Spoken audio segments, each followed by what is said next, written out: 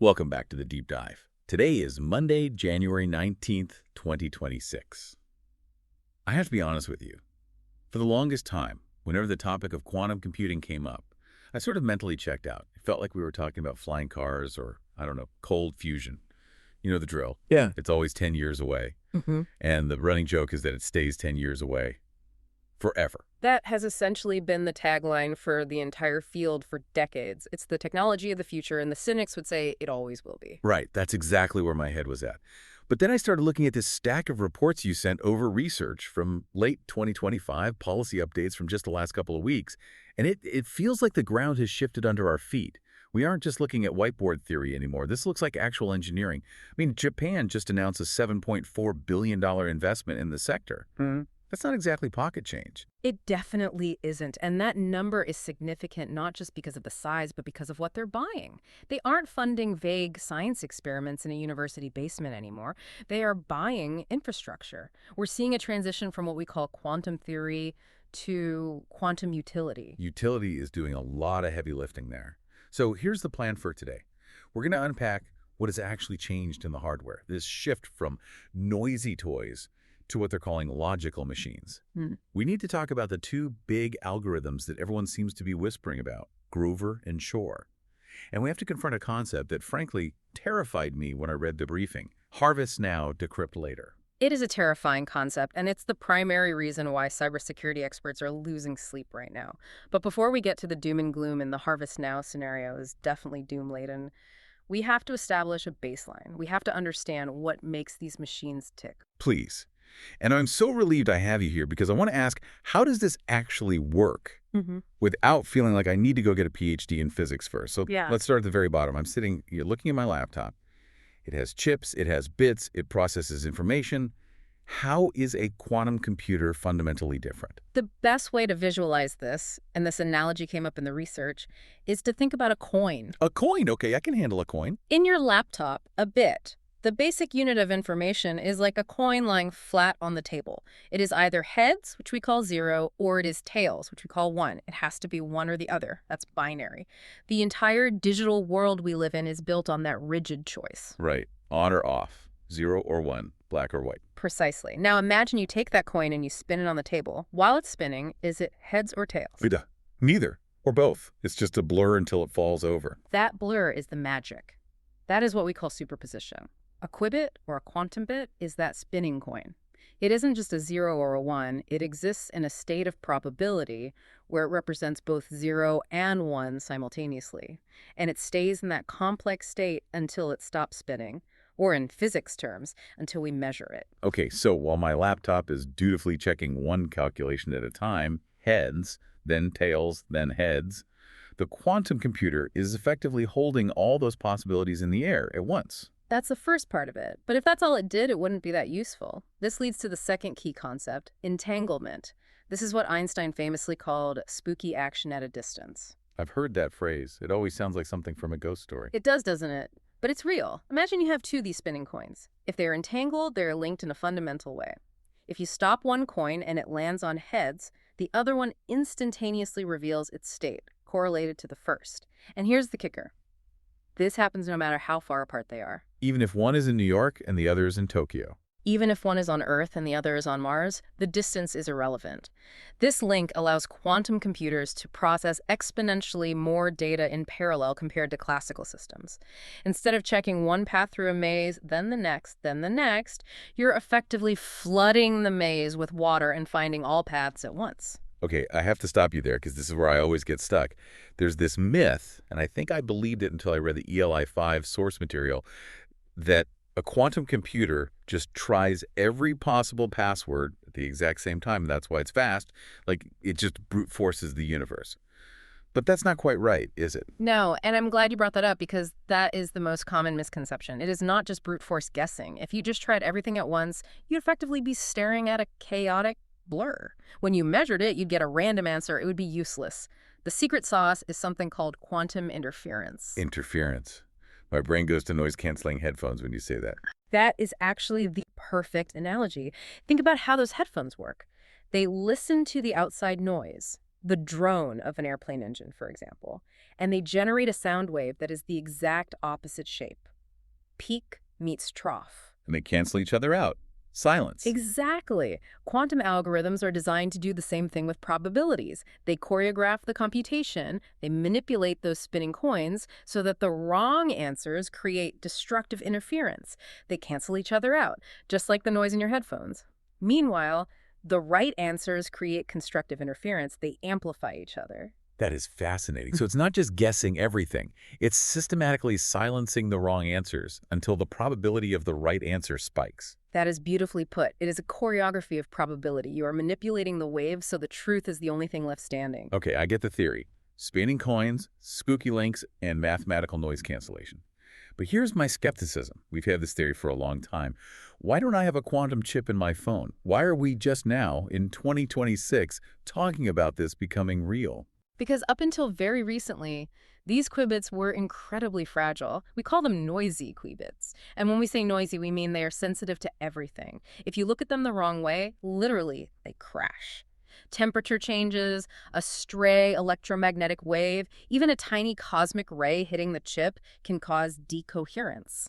Decoherence essentially means the coin stops spinning before you're done with the math. Exactly. The coin falls over randomly and your calculation is ruined.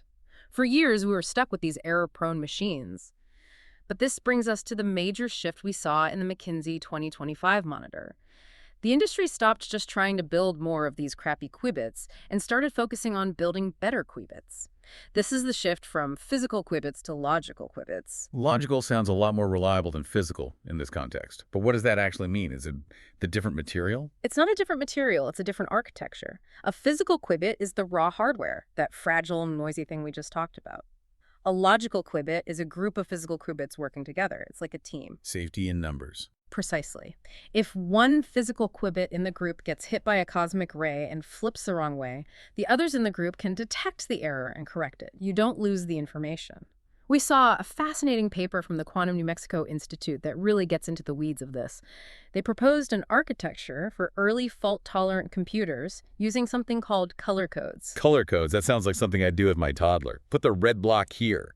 It's surprisingly similar in concept. Think of it like a Sudoku puzzle. You know how in Sudoku, if one number is missing or wrong, you can look at the surrounding numbers, the rows and columns, to figure out what it's supposed to be. Yeah, you deduce the missing piece from the context. That's what a color code does. Imagine a lattice of physical qubits, say an 8-qubit block. These act as a single unit. Because of the way they are arranged, the topology, you can look at the neighbors, the colors, to spot an error and fix it without destroying the data. The report even detailed how you can move information, what they call teleportation, between these blocks to perform calculations. Teleportation, again with the sci-fi terms. In this context, it just means moving the quantum state from one logical block to another without physically dragging the electron across the chip, which would introduce noise. It's elegant, Right. but here's the catch. The engineering hurdle is massive. You might need 1,000 physical qubits just to make one reliable logical qubit. Wow. So that $7 billion investment makes more sense now. Yeah. You need a lot of raw material to get a tiny bit of usable power. Exactly. But the reports from late 2025 show we are finally starting to make that math work. We are moving from the vacuum tube era of quantum into the transistor era. The hardware is stabilizing. Okay, so let's assume the hardware works. We have these logical qubits. We turn the machine on. What software do we actually run? I keep seeing two names pop up in the literature, Grover and Shor. They sound like a law firm. They do, don't they? But they are actually the two algorithms that define quantum utility. Let's start with Grover. Is it Grover? Is that a search engine? I feel like I saw it referenced in relation to databases. You're spot on. Grover's algorithm is designed for searching unstructured databases. Imagine I gave you a phone book with 1 million names, but the names weren't in alphabetical order. They were completely random. And I told you to find John Smith. That's a nightmare. I'd have to check every single name line by line until I found him. It could take forever. Classical computers work that way. On average, you have to check half the list to find the match. Grover's algorithm offers what we call a quadratic speedup. It uses that quantum interference we talked about to zero in on the location of John Smith much, much faster. How much faster? Are we talking twice as fast? Think square roots. If a classical computer takes 100 steps, Grover takes the square root of 100, So 10 steps. If it takes 1,000,000 steps, Grover takes 1,000. Okay, that's impressive. But is it world-changing? I mean, Google seems to search things pretty fast already. That's the general consensus. Grover is useful, it's a nice efficiency boost, but it's not the killer app. The killer app, and the weapon that has governments terrified, is Shor's algorithm. This is the one that breaks encryption. Yes. Shor's algorithm is designed for factoring integers. Which, to be honest, sounds like boring math homework. Find the prime factors of 15. It's 3 and 5. Why does that matter to national security? Because your bank account, your email, military communications, they all rely on RSA encryption. And RSA relies entirely on the fact that multiplying two huge prime numbers is easy, but taking the result and working backward to find the original primes is essentially impossible for a classical computer. Can you give me a real-world comparison? Because factoring integers feels very abstract. Think of it like mixing paint. It is very easy to take a bucket of red paint and a bucket of blue paint and mix them together to make purple. That's multiplication. Easy.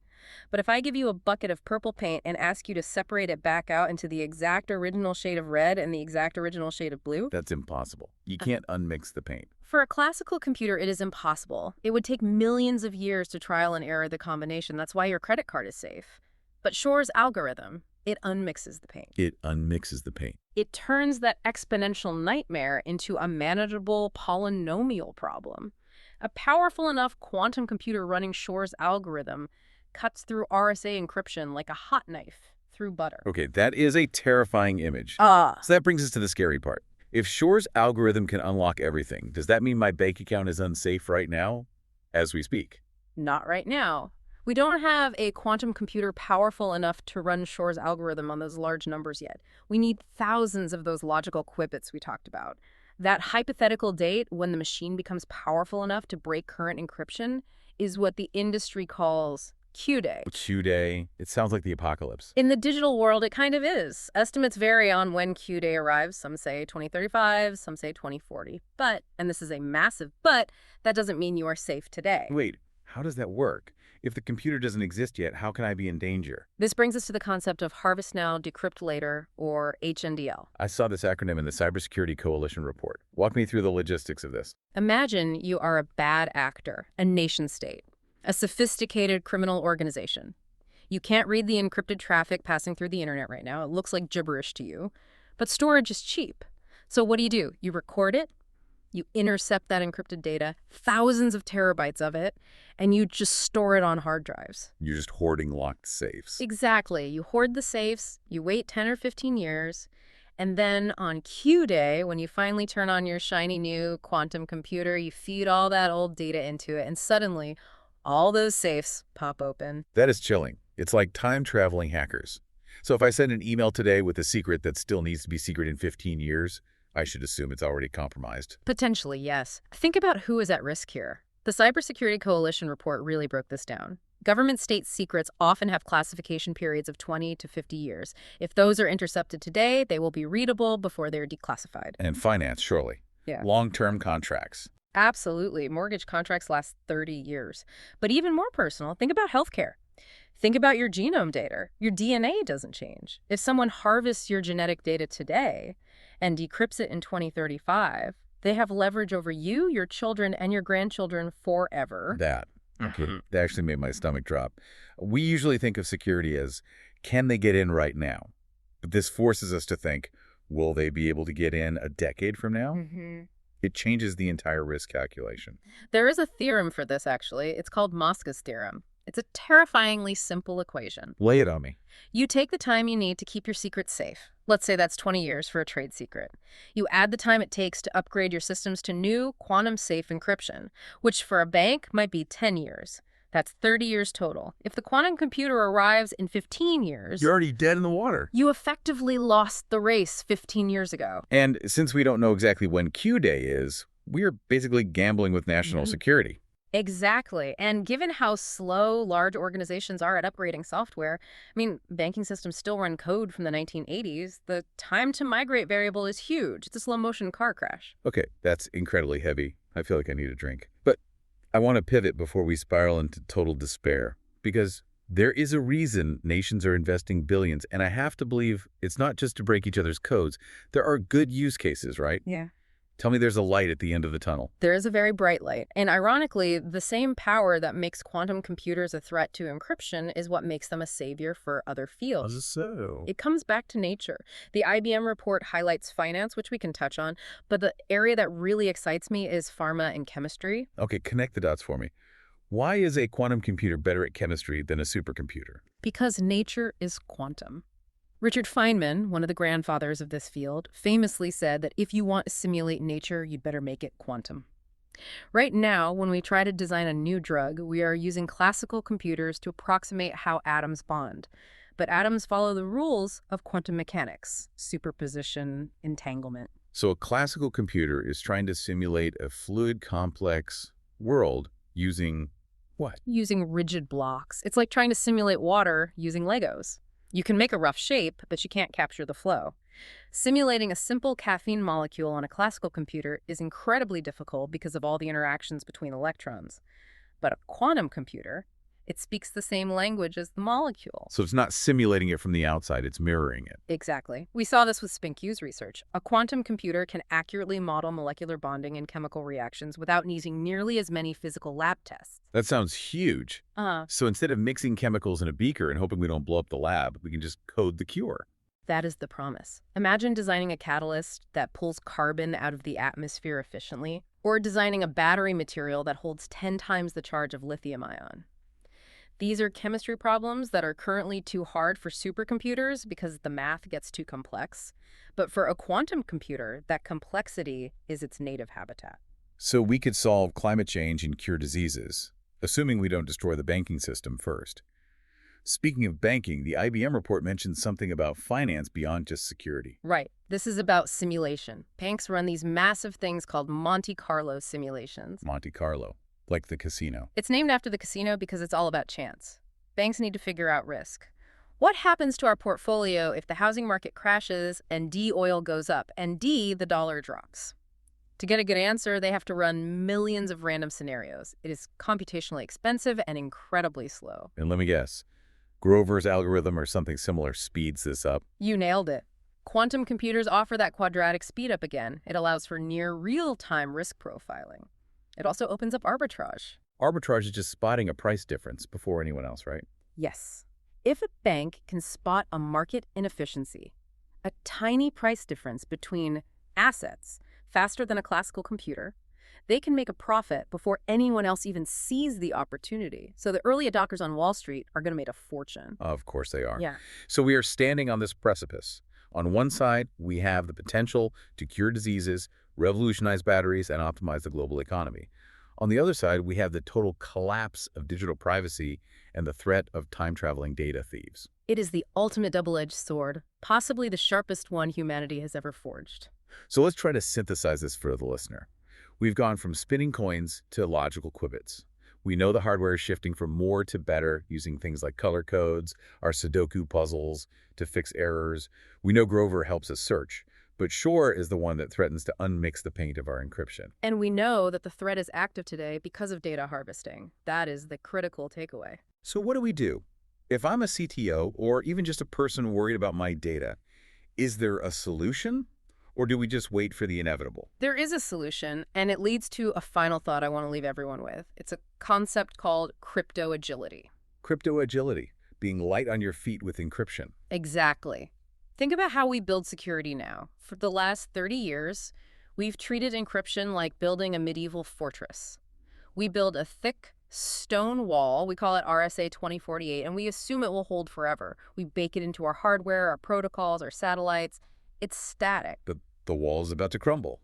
The quantum battering ram is coming. Right. So the future isn't about building a wall that can never be broken, because eventually everything breaks. It's about building a system where you can swap out the bricks instantly. So don't just look for a stronger lock.